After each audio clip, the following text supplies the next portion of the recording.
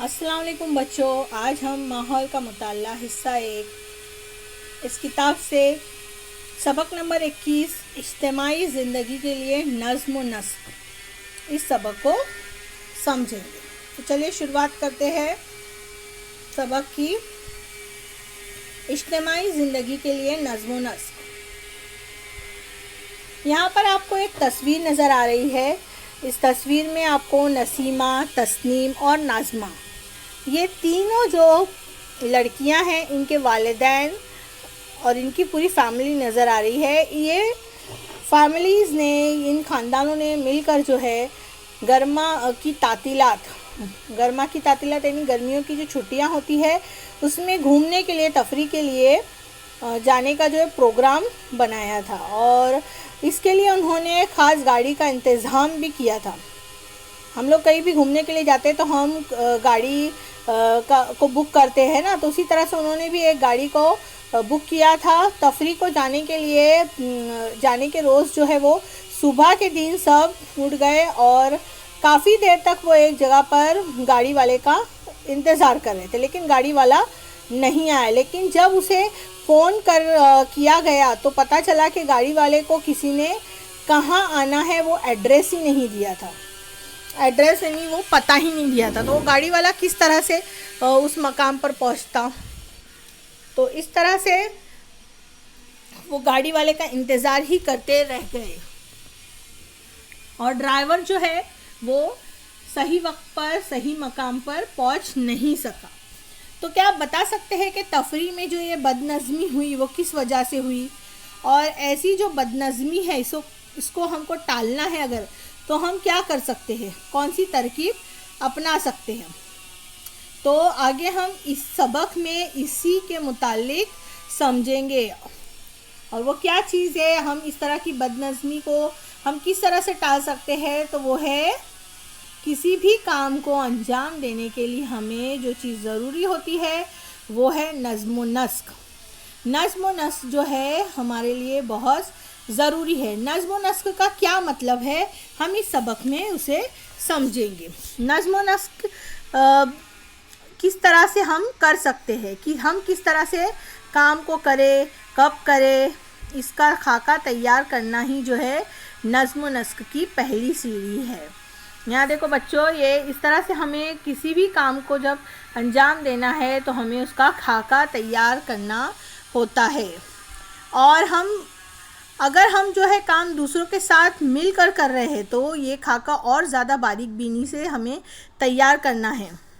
یعنی اگر ہم نے پلاننگ کی تھی، جیسے کہ نسیمہ، تسنیم اور ناظمہ، ان کے والدین نے اگر مل کر پلاننگ کی تھی تو ان کو مل کر جو ہے خاکہ تیار کرنا تھا کہ کون سے وقت کہاں جانا ہے، کون سے دن نکلنا ہے، تاریخ کون سی ہے، جگہ کون سی ہے، کس وقت نکلنا ہے، گاڑی والے کو کس پوائنٹ پر ہمیں بلانا ہے، کتنے بجے بلانا ہے، اسے 5 یا 10 منٹ پہلے کا ٹائم دینا ہے، تو ہمیں نکلنے میں دیری نہیں ہوگی۔ اور یہ کام کرنے میں جو ہے آپس کے لوگوں میں تال میل بھی ہونا ضروری ہے۔ اس کے علاوہ جو ہے کتنا ہمیں تخمینہ نکالنا ہے، یعنی کتنا خرچ آئے گا یہ تمام کاموں کے لیے، اس کا اندازہ ہمیں نکالنا ہے۔ یہ تمام کام اگر پہلے سے اس کی منصوبہ بندی کر لی جائے، خاکہ تیار کر لیا جائے، تو انجام تک جو ہے کام صحیح طور پر پہنچتا ہے، اور کام میں کسی بھی قسم کی غلطی یا کاہلی ہمیں برتنی نہیں چاہیے۔ تو کسی بھی کام کو کرنے کے لیے ہمیں اس کی پلاننگ، اس کی منصوبہ بندی بہت ضروری ہوتی ہے۔ آگے ایک مثال اور یہ دی گئی ہے کہ گھر میں اگر ہم مہمانوں کو دعوت دیتے ہیں، گھر میں اگر ہم مہمانوں کو مدعو کرتے ہیں، ہماری امی بہت ساری چیزیں بناتی ہیں نا، تصویر میں دیکھو آپ کو نظر آ رہا ہے۔ تو یہ چیزیں کرنے سے پہلے بھی جو ہے ہمیں اس کی پلاننگ کرنا ضروری ہے کہ کھانے کے لیے ہمیں کون سے پکوان بنانے ہیں، اور اس کے بعد میں پکوان بنانے کے لیے دیکھو یہاں پر یہ پلاننگ کر رہی ہے یہ لیڈی کہ کیا کیا بنانا ہے، کون سی ڈشز بنانی ہے، پھر اس کے بعد میں گھر میں کون سا سامان موجود ہے، کون سا سامان موجود نہیں ہے، اور اس کے بعد اگر سامان موجود نہیں ہے تو اسے بازار سے سامان، کون سے سامان کو ہمیں خریدنا ہے، مہمانوں کا استقبال کس طرح سے کیا جائے، یہ تمام باتوں کا جو ہے پہلے ہی ہمیں باریک بینی سے مشاہدہ کرنا ہے اور اس کی لسٹ تیار کرنی ضروری ہے۔ تو اس طرح سے ہماری جو تقریب ہے وہ کامیاب ہوں گی۔ پروگرام بناتے وقت کوئی ایک بات بھی اگر ہم بھول جائے، ایک آدھ کام بھی نہ ہو، تو تقریب میں بد نظمی پیدا ہو جاتی ہے۔ ایسی چھوٹی چھوٹی تقریبات میں بھی اگر نظم و نسق کی اتنی ہی اہمیت ہے تو اسکول، گاؤں، ضلع، ریاست اور ملک جیسے بڑے مقامات کا نظام چلانے کے لیے نظم و نسق کی کتنی اہمیت ہوں گی، اس سے ہم اندازہ لگا سکتے ہیں۔ آگے ہے، کیا آپ جانتے ہیں؟ اس میں آپ کو کیا سمجھنا ہے کہ اگر پڑھائی کی منصوبہ بندی کرے تو پڑھائی اچھی طرح ہو سکتی ہے۔ پڑھائی کی منصوبہ بندی یعنی ہمیں ہمارے دن بھر میں ہمیں کتنا وقت پڑھائی کو دینا ہے، اس کے بعد میں ہمیں کتنا وقت کون سے مضمون کے لیے مقرر کرنا ہے، اس کی ہمیں پہلے سے ہی ایک پلاننگ، ایک منصوبہ بندی کرنی ہے اور اس پر ہمیں سختی سے عمل بھی کرنا ہے۔ جیسے ہر ہفتے پڑھائی کے لیے جو کام کرتے ہیں اس کی فہرست بنائیں، مثلاً جو ہے ماحول کی تعلیم تجربہ 3 کو پڑھنا یا ریاضی میں اشاریہ کی جمع تفریق کے سوالات حل کرنا وغیرہ۔ اگر آپ کو جو ہے کوئی مضمون بہت مشکل معلوم ہوتا ہے تو کیا ہمیں اس مضمون کی طرف لاپرواہی برتنی چاہیے؟ بالکل نہیں۔ جیسے یہاں دیکھیں گے بچے جو ہے انہیں کسی مضمون میں سمجھنے کو دقت ہو رہی ہے تو وہ کیا ہو رہے ہیں، دیکھو پریشان ہو رہے ہیں، وہ جھنجھلا رہے ہیں۔ تو ایسے وقت ہم کیا کرتے ہیں، اس مضمون کی طرف سے لاپرواہی برتتے ہیں۔ تو ہمیں ایسا بالکل نہیں کرنا چاہیے، بلکہ اس کے اوپر اور زیادہ توجہ دینی چاہیے اور ہر مضمون کے لیے ہمیں برابر وقت مقرر کرنا ہے، ٹائم دیکھ کر ہمیں کہ ہمیں اتنے مضمون کے لیے اتنا ٹائم دینا ہے، یہ مضمون کے لیے اتنا، جو ہمیں مضمون مشکل معلوم ہوتا ہے اس کے لیے ہم زیادہ وقت بھی مقرر کر سکتے ہیں۔ اس کے علاوہ ہمیں ہمارے پڑھائی کے ساتھ ساتھ ہماری تفریح کا بھی ہمیں خیال رکھنا ہے۔ جیسے ہمیں کھیل کے لیے کتنا وقت دینا ہے، یعنی اگر ہم نے پڑھائی کر لی ہے تو ہمیں تھوڑا وقت کھیل کے لیے بھی دینا ہوگا۔ ایک جیسا اگر ہم پڑھتے رہے تو اکتاہٹ ہوں گی، بوریت محسوس ہوں گی، تو ہم تھوڑا کھیل کے لیے وقت دے سکتے ہیں۔ ہم ٹی وی دیکھنے کے لیے ہمارے پسندیدہ کارٹون اور جو ہمارے پروگرام ہوتے ہیں اسے دیکھنے کے لیے ہمیں وقت مقرر کرنا ہے، اور ساتھ ہی ساتھ جو ہمارے دیگر مشغلے ہیں، جیسے اگر ہمیں گھر بیٹھے انڈور گیمز کھیلنا ہے یا اگر کسی کو کہانی پڑھنے کا شوق ہے، کتابیں پڑھنے کا شوق ہے، تو ان مشغلوں کو بھی ہمیں وقت دینا ہے۔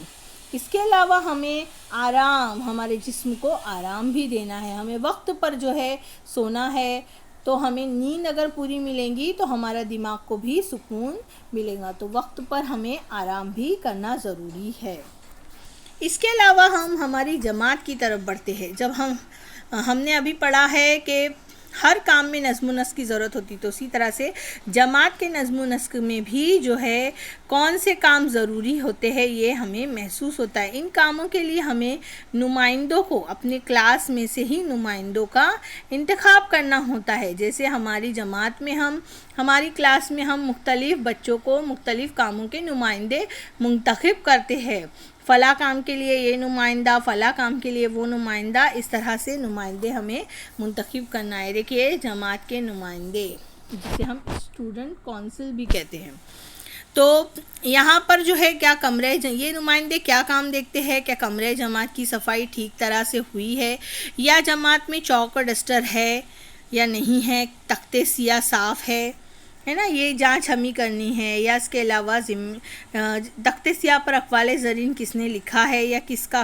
آج ٹرن ہے، کس کی باری ہے یہ لکھنے کے لیے، یہ کام جو ہے ہماری جماعت کے نمائندے کرتے۔ اس طرح سے جماعت کا نظم و نسق برقرار رہتا ہے۔